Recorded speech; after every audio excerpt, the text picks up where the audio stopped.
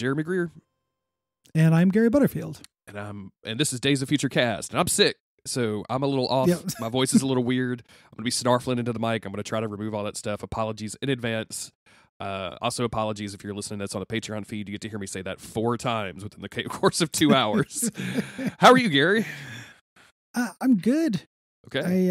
I'm also wrestling some stuff off, but not as bad. Yesterday, I was recording with Cole, and it got, even when we were not recording, Cole got to the point where he was like, will you mute when you do those noises? And I was like, yeah. Because you know how when you do the thing? Oh, yeah. Uh-huh. And you're trying to get traction. Like there's something back there and you want your throat to grab it. Yep. Mm-hmm. Mm-hmm. Yeah. You're working hard. I was having a real hard time grabbing it.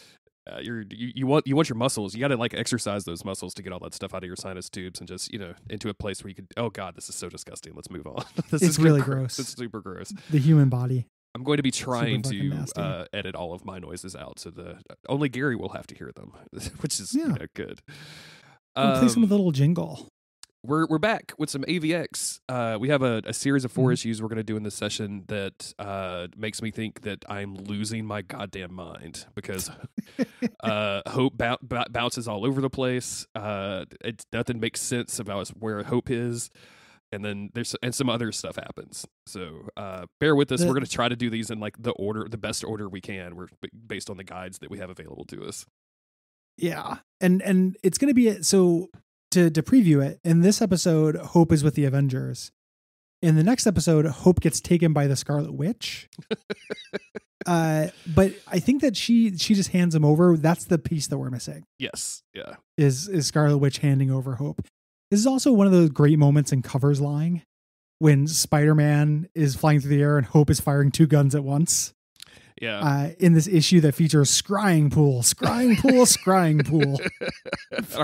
Our favorite character. If you like the Scrying Pool, it's back, baby. Finally. The Scrying Pool has its own series on Disney Plus coming to you this fall. Bendis loves this fucking Scrying Pool.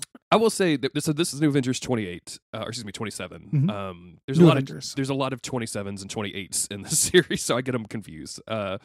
I will say that this is not as bad as I was expecting from previous issues of this crossover comic. Oh yeah. So this is actually kind of good, even though we do go to the city of Kunlun or whatever a couple of times.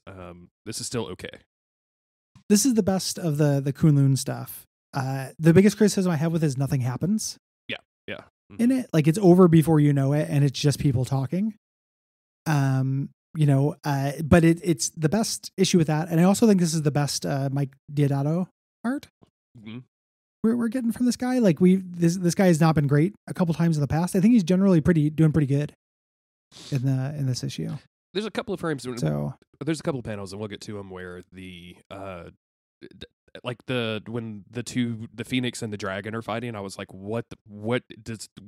how? But for the most part, I actually really enjoyed it. So yeah, we're gonna get into this. We're gonna start off in the past where Leonardo da Vinci is hanging out at the mm-hmm. It's still not over how weird that is. I had forgotten that I actually read a comic that was about Leonardo da Vinci in the Marvel Universe. Okay. Near the end of my comics run, about him experiencing the secret history of the world or something. And I remember it not being very good, but it was this Da Vinci, this blonde bearded, kind of steampunk, shoulders Da Vinci.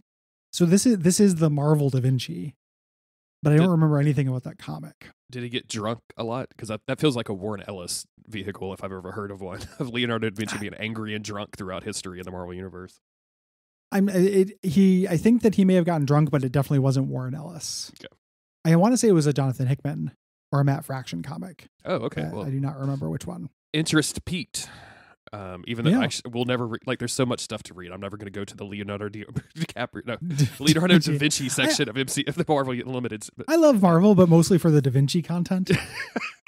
Who's your favorite Marvel character? Oh, Leonardo da Vinci. That one dude just holding out. Maybe they're going to put Da Vinci in the Eternals post-credit scene. The Avengers featuring Da Vinci. We start out with a flashback. This is real Bendis-y. It's a flashback with people talking as the Phoenix approaches the ancient Hope and Da Vinci, who is the Iron Fist with Cobra Commander. Yes. There. And she's saying what happens now. And it's like, it depends on which prophecy it is. There are two of them. In one, you engage the Phoenix and we're good. Another one, you were corrupted by it. And it starts these little, like, there's, oh, you said there are two paths. There's always two paths. It starts that little recurring thing. And she looks over at Da Vinci and is like, "Hey, what do you think?" And he's like, I'd listen to the G.I. Joe guy. Like, I don't really feel like I'm comfortable with saying what my opinion in this situation. I'm along for the ride. Yeah, I was just here for the scrying pool, to be honest with you. Yeah, honestly, I heard about that thing. It's a little bit unimpressive.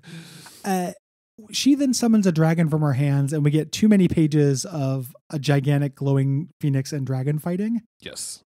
That look cool as standalone art, but look horrible in terms of blocking or figuring out what the action is. Yeah, and this is specifically what I was talking about, where I was looking at this like huge page with Da Vinci down in the corner, and just I could see that there's a dragon, and I can also see that the Phoenix is there, but how they are interacting with each other is very confusing. I'm sure it's supposed to be a little bit abstract, but it's also just kind of messy looking. So they're about to kiss, about to smooch it up. Yeah. Through this gigantic symbolic fireworks show, this is how the Phoenix enters Old Hope. Yes. Here. And she's speaking with a scary Phoenix voice now. And she changed costume because the Phoenix is nothing. If the Phoenix always has to have dope threads. Yeah, the Phoenix is always about doing makeovers. Absolutely. Yeah. Get rid of those old robes. Phoenix eye for the straight guy. I was just about to. Yeah. I was going there. I was trying to think of something that rhymed with queer and I couldn't get there. Yeah. It's difficult, You start, especially something that sounds like a bird. This is also the page where we see that Da Vinci has like just a bunch of like gears and stuff wrapped around him, which I hate. I just want you to know that. Yeah, he looks like an embarrassing steampunk guy. We're doing stuff that we've been doing this whole thing, like where it's like, what does the Phoenix want? I don't understand it. It's a vessel, but I am in control. Am I in control? Just Phoenix prophecy nonsense here. The Phoenix has let her see all these different people from all these different worlds. And they're like, what does it want? And she can't answer this. And he's like, well, if you can't say what you want, are you going to stay or are you going to leave? And she can't answer this. The Phoenix tries to take control, and she's like, this world isn't ready. I have to leave. Yeah. And she jets. I would like this a lot more, I think, because I'm generally down for Phoenix lore, but this stuff is just weird. It's like when I want to write something and I don't have anything to back it up whatsoever. Like, this is season 1 of The Lost for Phoenix lore. I'm just going to imply a bunch of stuff and make it seem cool and not have anything to back it up. And they don't necessarily have to, but you can see through this so readily that I'm just like, okay, get to the next page. Yeah. I think Bendis is just shitty at it. Maybe that too. Because there's it reminds me, we just recorded about StarCraft 2 for Watch Out for Fireballs, and it reminds me of Protoss shit. The way he writes about, the way he writes Phoenix stuff. When other people are writing Phoenix lore, it's pretty cool. Like, I loved all the Grant Morrison Phoenix lore stuff.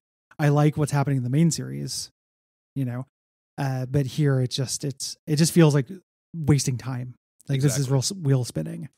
And she jets, and we go into the city of Kunlun, where Hope is hanging out with the Iron Fist.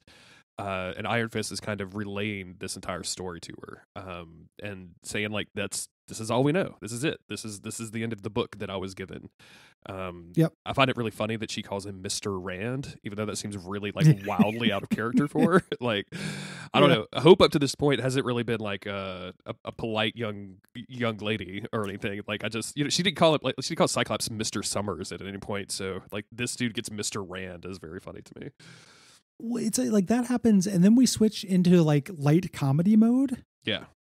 Like all this stuff about how Hope talks too much, and like, I miss my old, apprentice who is quiet, with the Cobra Commander Master, and it's the tone is real weird. I miss the old Hope Summers. Yeah, uniform of gold Hope Summers. I miss your ancestor. There's a whole thing, she might end up becoming the Iron Fist instead of Dan Rand, which is scary. There's a lot of her being like, why am I here? Why am I on Earth? Like, what is my purpose? Kind of angsting. And the answer to this is going to come with the scrying pool. Yep. Which makes this, if you were getting this in monthly installments, this would be the third or fourth consecutive New Avengers issue that featured multi-page spreads of people sitting around a scrying pool. Just awful. I would have lost my goddamn mind. I mean, I'm not a dude that asks for a refund on a regular basis. But like maybe taking this issue back and be like, can I just like get some store credit? Like, can I trade it for anything? I'll take these pogs. Like, can I drop this issue? I no longer want to read New Avengers because Bendis is so stuck up his ass with like Kunlun scrying pool shit. And also because like it's a 2-page spread and then it's a third page of them literally just trying to use it before it even starts to work. Yep. And the result of this is that they see the spider and figure out that, oh, we need to get Spider-Man over here. It's so funny. It just like, oh, he's who we need, you know, to train. This ends up being kind of like a Marvel self-suck job kind of thing, you know, because it's all about Spider-Man worship, which Bendis has. Like when they bring him here, there's some shtick, like Spider-Man doesn't know why he's here either, you know, and he's like, hey, everyone else is actually a teacher, I'm not, you know, and then they just leave them like, hey, get to it, I guess, you know, the pool told you guys to hang out, so hang out, and everyone leaves and they just kind of stand around for a little bit. It's very surreal. It's very weird because like, you know, Spider-Man, Peter Parker is legit like, you could have just called me. Like you could have just done this in New York. Like, I don't know, why did you call me here, G.I. Joe person? He's like, I wonder if you're here to teach her your self-loathing. You're like, that's inappropriate, man. We just met. It was also like a little gag thing, and I'm like, are there stakes or are there not? Yeah, exactly. Like, is Kunlun going to die from the Phoenix if this doesn't work or not? Like, why is everyone acting like this is time to trot out, you know, shtick? And then it's pretty irritating. And then it goes into like Hope versus Peter Parker of, you know, she's just really irritated at this whole process and she's kind of taking it out on him. And then he goes into the well tread territory of with great power comes great responsibility. And not for nothing, but like went my whole life in a future apocalypse world with Cable, trained by Scott Summers, resurrected mutants when nobody thought that was possible. Like I kind of feel like she knows with great power comes great responsibility. Like it's not a super profound message, and certain like Marvel fans who become Marvel writers of a certain age end up treating it as like, I mean, like I think it's a fine basis for a superhero. Yeah. Right? Mm-hmm. Like it is a more complicated message than Superman's like, let's do good. You know, it like goodness is nice things are nice. Like it is slightly more complicated than that, which I like.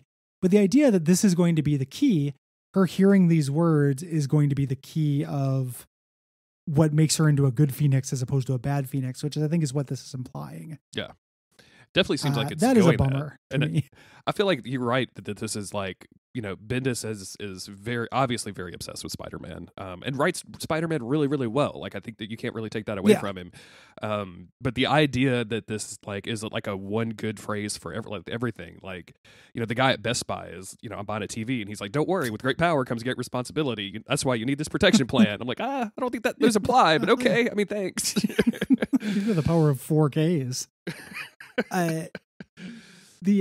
He's basically saying it's enough. Like you can use this like kind of mantra and it can completely define you, you know, as a thing. And it's really mixed messaging. So what they're trying to do here, and then it ends with this little comedy beat with her being like, maybe I should get a costume, like a Spider-Girl costume. Where did you get yours? And that's the little comedy beat, and it's annoying. The idea here is that like the actual X-Men who have the Phoenix, have this great power now, are not being responsible. Not true.